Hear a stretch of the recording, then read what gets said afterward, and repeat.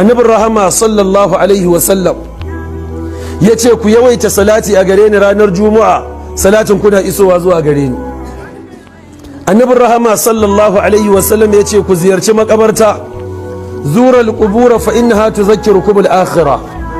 ku ziyarci makabarta ranar juma'a, ziyarar makabarta yana tunasar da ku lahira. annabi muhammad sallallahu alaihi wasallam ya ce ku karanta suratul kafi ranar juma'a, wanda duk ya karanta suratul kafi ranar juma'a daga farkonta zuwa ƙarshe, Allah zai haskaka masa daga yau zuwa rana ita yau har da ƙarin kwana 3. annabi rahama sallallahu alaihi wasallam ya ce wanda duk Allah ya anshi rayuwarsa jiya da daddare da yau juma'a, ba shi ba tambayar kabari har tashin alkiyama. annabi rahama sallallahu alaihi wasallam ya ce ku sa fararen kaya ranar juma'a ko koraye, idan ba ku da farare